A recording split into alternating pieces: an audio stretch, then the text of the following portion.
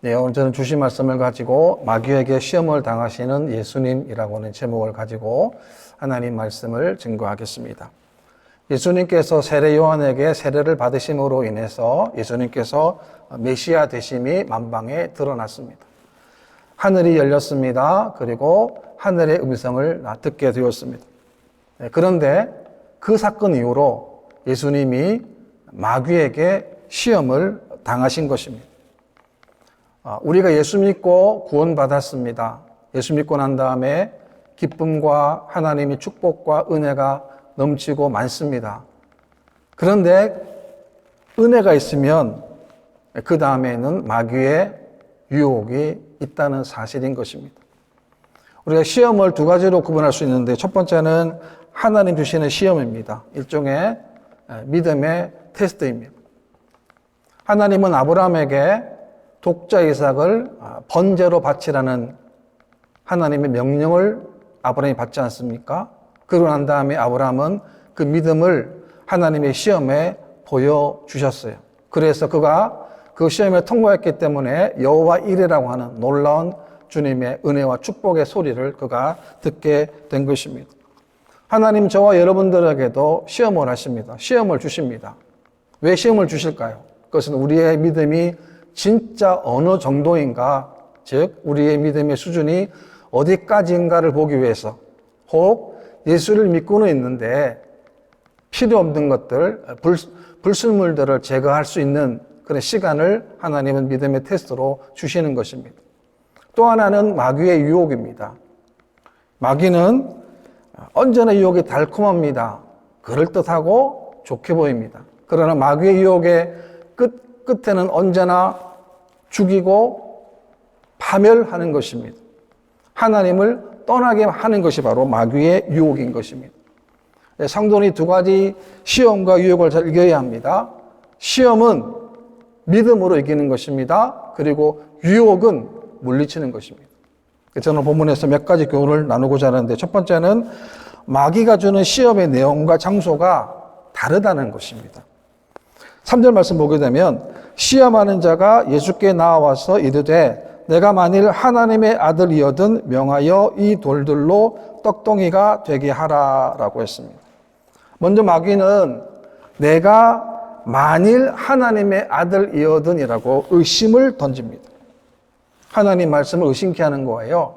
세상 가운데 정말로 하나님이라는 분이 살아계시는가 의심케 한다는 거죠. 우리가 살아봤습니다. 우리가 지금 살고 있지만 우리 인생은 하나님을 떠나면 이해할 수가 없습니다. 해석할 수가 없어요. 다시 말하면 우리의 모든 것이 다 하나님의 사랑이고 하나님의 긍휼이고 자비라고 하는 것입니다. 우리 인생 가운데 수많은 구멍이 뚫려 있었습니다. 그런데 그 구멍을 하나님이 다 메꿔주셨어요. 깨끗하게 예수님이 십자가의 보혈의 피로 깨끗하게 그 누더기 같은 우리 옷이 깨끗하게 그분이 바로 우리의 하나님이세요. 우리 인생 가운데 하나님의 사랑이 없던 적이 있었습니까? 단 한순간도 한 장소도 없었다라고 하는 거예요. 제가 최근에 저희 집에 이제 깻잎하고 오이 조금 이렇게 화분에 기르고 있는데요. 제가 이틀 동안은 물을 못 줬어요. 상황이 안 돼서 물을 못 줬는데 이틀 지나 보니까 깨가 다 말라버렸어요. 이틀 물을 못 줬는데 깨가 다 말랐어요. 그래서 다시금 제가 그 깻잎에다가 물을 풍성히 줬더니 이렇게 깻잎이 다 죽은 것처럼 다 이렇게 고개 숙였는데 그 다음을 보니까 다 살아있는 거예요. 그렇습니다. 우리 인생도 그럴 때가 있었는데 하나님이 우리 모든 삶 가운데 역사하신 거예요. 지금 마귀가 예수님 시험할 때는 언제입니까? 예수님께서 40일을 금식하고 줄이신 다음에 유혹한 겁니다. 얼마나 절박한 심정입니까? 뭘 유혹했습니까? 돌이 떡덩이가 되게 하라는 거예요. 그러니까 이 첫 번째 시험은 뭐냐면, 유혹은 뭐냐면 물질과 관련된 유혹인 것입니다. 마귀는 예수님이 돌로서 떡을 만들 수 있다는 사실을 알고 있었다는 거예요. 그래서 마귀가 예수님께 돌로서 떡덩이를 만들라라고 유혹을 한 것입니다. 그때 우리가 중요한 게 뭐냐면 왜 떡을 만들어야 되는가, 그 원인을 한 번쯤 생각해 보아야 하는 것입니다. 그러니까 마귀의 유혹은 예수님이 가지신 그 능력을 자신을 위해서, 이기적인 자신의 목적을 위해서 사용하도록 유혹한 것입니다. 이것은 오늘도 우리도 마찬가지 아닙니까? 우리가 살아가는 모든 것이 하나님의 은혜인데, 우리의 시간, 우리의 가정, 우리의 물질, 모든 것이 하나님의 축복인데 그것을 나 혼자만 위해서 그렇게 살도록 마귀는 유혹하는 것입니다.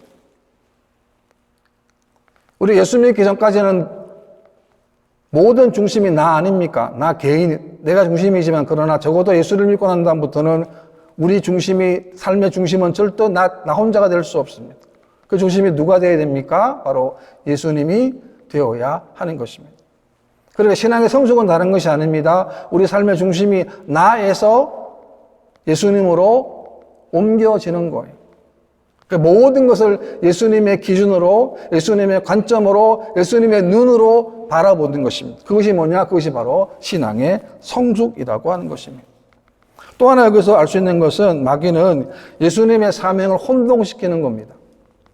무슨 말이냐면, 돌이 떡이 되는 것은 예수님의 가장 중요한 사역이 아니라는 겁니다.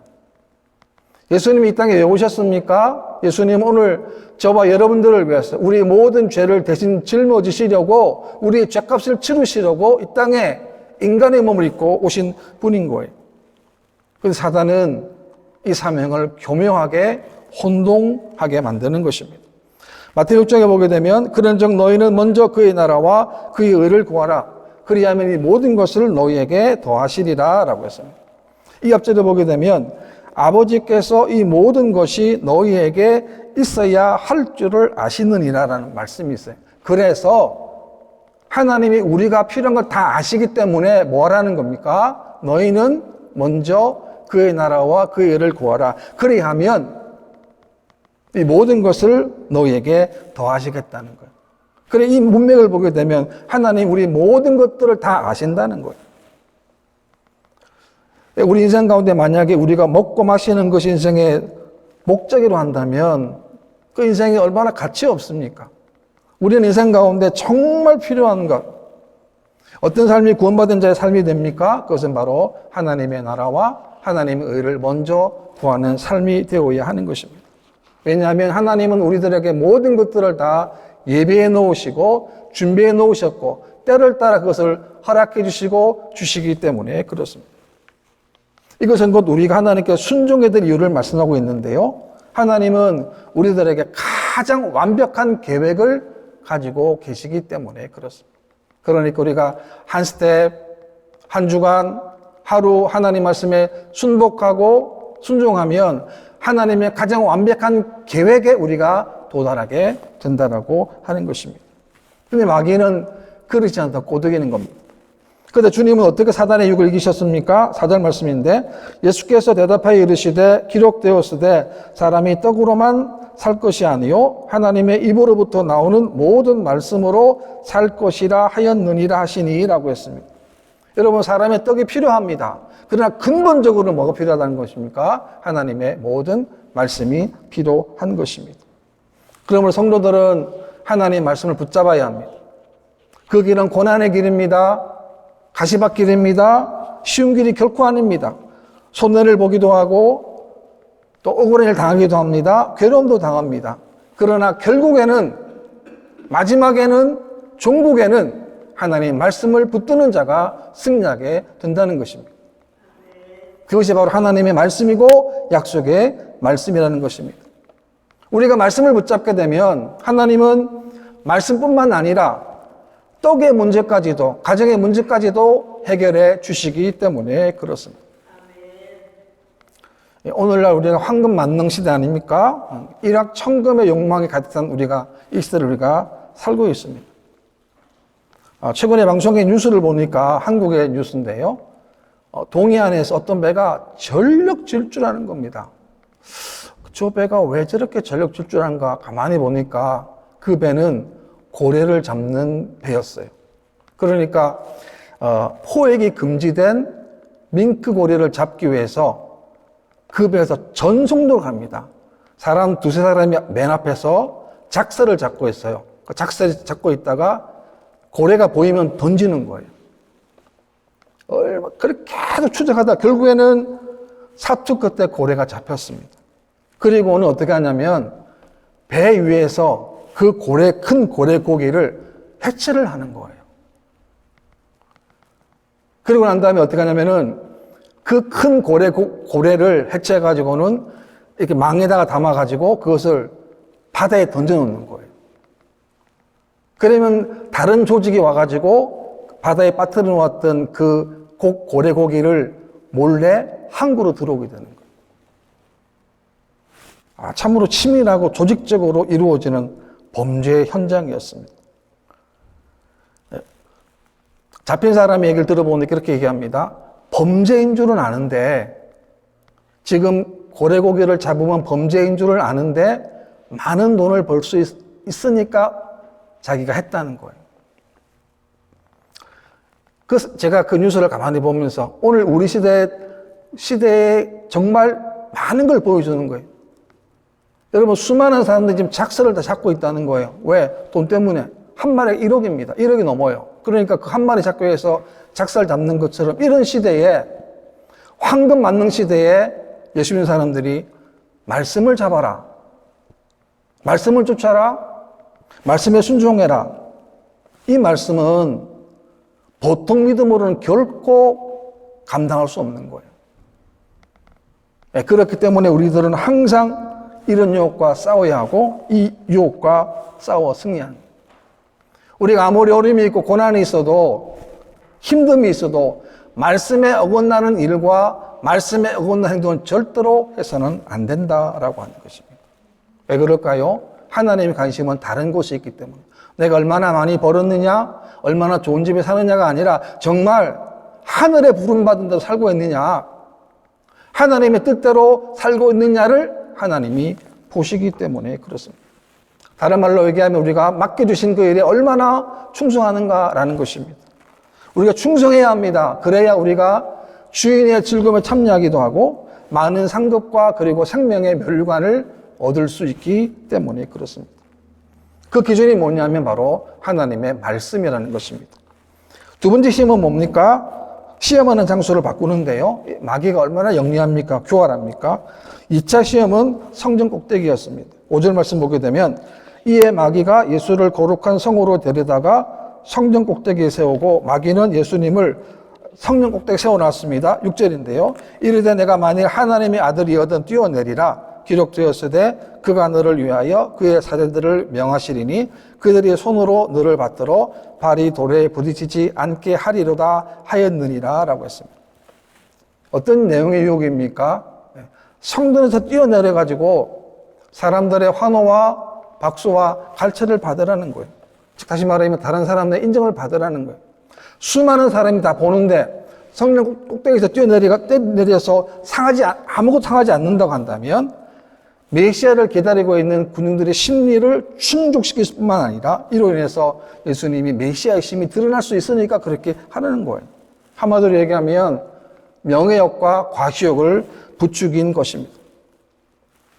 성도는 높은 곳에 있는 것이 아닙니다. 언제나 낮은 곳에 있어야 합니다. 낮은 곳에서 자신의 주어진 일을 스스로 알아서 사명 감당해야 하는 것입니다. 여기 보게 되면 마귀가 하나님의 말씀으로 예수님을 시험했는데요. 이 말씀은 사탄이 이용한 이 말씀은 구약의 말씀인데 시편 91편에 보게 되면 그가 너를 위하여 그의 천사들을 명령하사 내 모든 길에서 너를 지키게 하심이라. 그들이 그들의 손으로 너를 붙들어 발이 돌에 붙이지 아니하게 하리로다. 이 말씀을 인용했는데 한 문단을 빼버렸어요. 이 말씀의 내용이 뭐냐면 믿음으로 하나님께 순종하여 말씀대로 걸어갈 때에 어려운 일을 당하거나 혹은 유치한 일을 당하게 되면 하나님이 지켜주겠다는 약속이에요. 그런데 이 말, 내 모든 길에서 너를 지키게 하시면을 싹 빼버렸어요. 가장 중요한 것 빼버렸습니다. 이것이 바로 마귀의 상투적인 수법이라고 하는 것입니다. 이 말을 빼버리면 어떤 말이 되냐면 무슨 일을 하든 어떠한 불의한 일을 한다 할지라도 하나님이 지켜주실 것이다라는 이 약속하는 듯한 인상을 주는 것입니다. 그런 것이 아닙니다. 이 말씀은 하나님께서 의로운 길을 걸어가는 고통과 연단과 아픔을 겪고 있는 의인들을 지켜주실 것이라는 하나님의 약속의 말씀인 것입니다. 그래서 우리가 하나님 말씀을 분별할 줄 알아야 합니다. 왜 이 마지막 때 이단들이 왜 이렇게 극성을 합니까?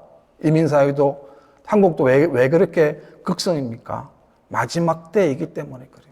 마귀가 발악하는 때이기 때문에 그렇습니다. 그렇기 때문에 우리가 하나님 말씀을 정확하게 분별해야만 그런 유혹에 넘어가지 않는다라고 하는 것입니다. 그때 예수님은 마귀의 유혹에 역시 하나님 말씀으로 물리치셨는데요. 7절 보게 되면 예수께서 이르시되 또 기록되었으되 주 너희 하나님을 시험하지 말라 하였느니라 하시니라고 했어요. 하나님을 시험하는 것이 고린도전 10장에 보게 되면 이스라엘 백성들이 광야 가운데 범한 죄 가운데 하나였어요. 이스라엘 백성들은 하나님의 은혜를 은혜로 보지 못했습니다. 이 만나가 박하다는 거예요. 음식 때문에 불평을 합니다. 여러분, 음식을 안 주면 못 먹는 거예요. 안 주면 굶어야 합니다. 하나님이 주셨기 때문에 먹을 수 있는 거예요. 그런데 이스라엘 백성들은 만나를 먹으니까 그 만나가 박하다 불평합니다. 그래서 하나님을 시험하는 죄를 저질러서 어떻게 되냐면 불뱀을 통해서 많은 사람이 죽게 되었습니다. 이것은 뭘 말합니까? 하나님은 우리의 시험의 대상이 아니라 우리가 섬기고 따르고 순종해야 될 뿐임을 말씀하는 겁니다. 그 다음에 세 번째는 뭡니까? 세 번째는 보이는 세상의 영광으로 유혹했습니다. 8절 말씀 보게 되면 마귀가 또 그를 데리고 지극히 높은 산으로 가서 천하만국과 그 영광을 보여 이르되 만일 내게 엎드려 경배하면 이 모든 것을 내게 주리라 라는 거죠. 이 말은 뭐냐면 쉬운 길로 가라는 거예요. 좁은 길로 가지 말고 지름길로 가라는 거예요. 십자가 없는 영광을 추구하라는 겁니다. 대가를 지불하지 말고 열매를 거두라는 뜻입니다.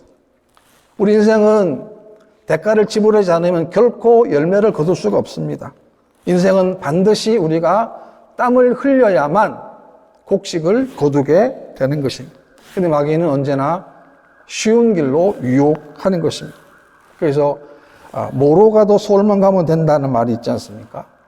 이 말이 뭐냐면 수단과 방법을 가리지 말고 목적만 이루면 된다는 뜻이에요. 굉장히 위험한 겁니다. 아닙니다. 뭐로 가면 안 됩니다. 우리는 정상적으로 바르게 가야 하는 것입니다. 그것이 뭡니까? 하나님께서 주시는 말씀의 인도를 받아 살아가는 거예요. 마귀 예수님 어떻게 유혹했습니까? 엎드려 경배하면 천하만국과 영광을 다 주겠다는 유혹입니다. 마귀는 세상의 권세가 마치 자기 것인 것처럼 유혹한 거예요. 온 세상의 주인은 누굽니까? 하나님이세요. 전능하신 하나님이 온 세상의 주인인 겁니다.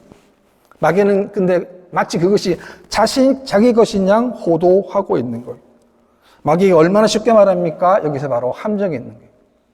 마태복음 7장을 보게 되면 좁은 문으로 들어가라. 멸망으로 인도하는 문은 크고 그 길이 넓어 그리로 들어가는 자가 많고 생명으로 인도하는 문은 좁고 길이 협착하여 찾는 자가 적음이라 라고 했습니다. 여러분, 좁은 문은 사람들이 좋아하지 않습니다. 왜냐하면 쉬운 길이 아니기 때문에 그렇습니다. 우리가 좁은 문으로 들어가야 합니다. 어려운 길을 가야 합니다. 왜? 하나님이 그렇게 우리를 인도하시기 때문에 그렇습니다. 우리는 많은 사람들이 원하는 넓은 길이 아닙니다. 하나님 말씀의 좁은 길. 수많은 사람이 작사를 들고 있어도 우리는 하나님 말씀을 들어야 하는 것입니다. 사탄의 공격에 예수님은 또 말씀으로 이기셨는데요. 10절 말씀 보게 되면 이에 예수께서 말씀하시되 사탄아 물러가라. 기록되었을 때 주 너희 하나님께 경배하고 다만 그를 섬기라 하였느니라. 이 말씀도 구약의 신명기 6장 말씀을 인용한 말씀인데요.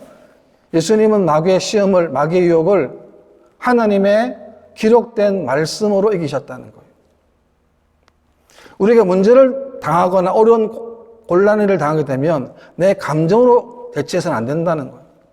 내가 가진 지식으로, 내가 가진 상식으로 안 됩니다. 우리는 언제나 고난이 오거나 어떤 위기가 왔을 때 언제나 그 순간에 우리는 하나님 말씀을 그 고난의 현장에 대입을 해 보아야 하는 것입니다.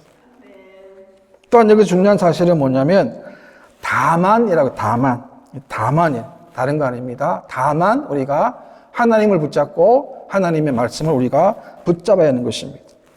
하나님 말씀도 붙잡고 세상도 붙잡을 수 없다는 거예요. 영어 성경에 보니까 이렇게 번역해놨는데요. You must worship the Lord your God and serve only Him 이라고 했어요. 그분께만 경배하라는 거예요. 그분만 찬양하라는 거예요. 그분과만 함께 하라는 거예요. only Him이라고 했습니다. 여러분, 온전한 신앙은 그렇습니다. 하나님만을 섬기는 거예요. 우리 하나님 말씀 앞에 순종하는 겁니다. 마가복음 12장 말씀 보게 되면 내 마음을 다하고 목숨을 다하고 뜻을 다하여 힘을 다하고 주 너의 하나님을 사랑하라 라고 했습니다. 여러분, 우리가 사랑하는 거 내용이 뭡니까? 마음이 있어야 합니다. 정성이 있어야 합니다. 뜻이 있어야 합니다. 우리가 마음도 없고 정성도 없고 뜻이 없다면 하나님 온전히 섬길 수도 없고 하나님 온전히 예배할 수도 없다는 것을 말씀하는 것입니다. 우리의 신앙은 언제나 그러므로 하나님 말씀과 가까이 있어야 합니다. 우리가 특별히 마귀가 유혹할 때 언제나 우리가 하나님 말씀을 가지고 대적해야 하는 것입니다. 왜냐하면 마귀의 유혹은 언제나 달콤하기 때문에 그렇습니다. 정말 달콤합니다. 그럴듯해요. 뭔가 엄청난 이익이 될 것 같아요. 그러나 그 마지막은 아닙니다. 패망입니다. 우리는 악한 마귀의 유혹을 물칠 수 있도록 날마다 하나님 말씀으로 무장하는 여러분 되시기를 바랍니다. 우리 마음속에 다시금 하나님 말씀을 채워야 합니다. 왜?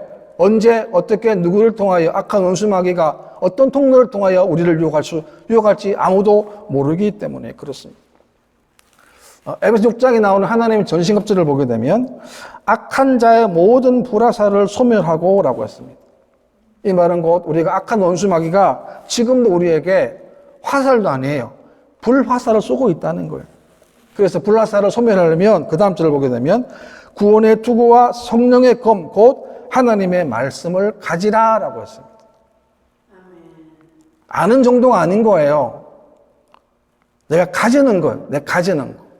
지식적인 암을 말하는 게 아닙니다. 하나님 말씀을 내가 가지는 거예요. 왜 하나님 말씀을 가져야 합니까?